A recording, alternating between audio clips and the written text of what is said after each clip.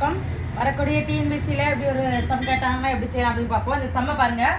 ஒரு நேர்வட்ட கூம்பின் கன அளவு 11,088 கன சென்டிமீட்டர் ஆகும். கூம்பின் உயரம் 24 சென்டிமீட்டர் எனில் அதன் ஆரம் என்ன அப்படின்னு கேட்டிருக்காங்க. இப்போ கூம்பின்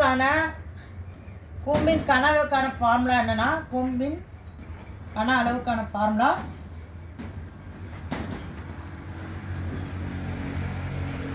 1/3 πr² h. அப்போ நமக்கு வேல்யூ கொடுத்துருக்காங்க. கன அளவுக்கான வேல்யூ எவ்வளோ கொடுத்துருக்காங்க பாருங்க, 11,088. அதன் உயரம் அப்போ ஹெச், இந்த ஹெச்சோட வேல்யூ நம்ம கொடுத்துருக்காங்க. ஹெச் எவ்வளோனா 24 சென்டிமீட்டர்.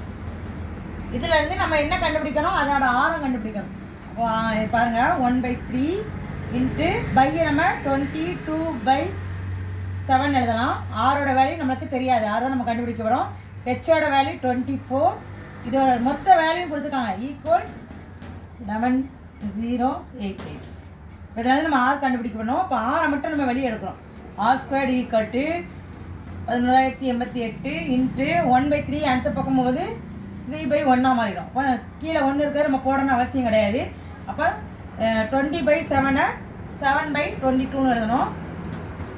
20/இருக்கிற கீழே 1 இருக்குன்னு அர்த்தம். அப்போ 1/24. இதை அடி கொடுத்தோம். இது எல்லாத்தையும் அடி கொடுத்தோம். நமக்கு கிடைக்கக்கூடிய ஆன்சர் வந்து 441. r² வேல்யூ 441 கிடைக்கும். அப்போ ஆரோட வேல்யூ 21 × 21 441. அப்போ ஆரோட வேல்யூ 21.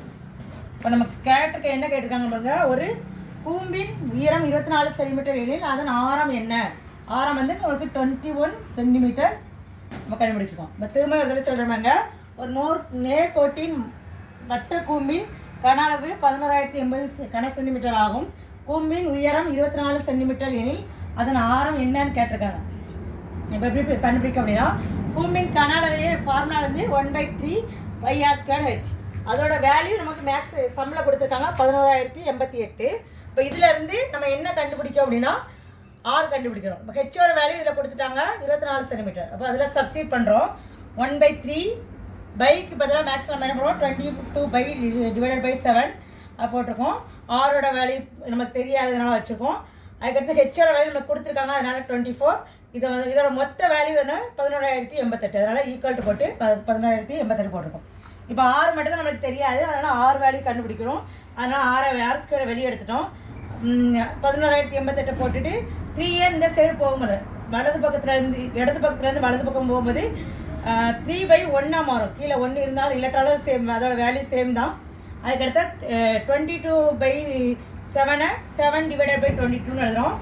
24 கீழே 1 இருக்குன்னு அர்த்தம். அதனால் மாற்றி எழுதும் போது 1/24 எழுதுகிறோம். இப்போ எல்லாத்தையும் இதை அடி கொடுத்தோன்னா, எல்லாத்தையும் அடி கொடுத்தா நமக்கு ஆன்சர் வந்து 441 வரும். அப்போ r² வேல்யூ கண்டுபிடிச்சி வச்சுருக்கோம். நம்மளுக்கு என்ன வேணும்னா ஆரோட வேல்யூ வேணும்.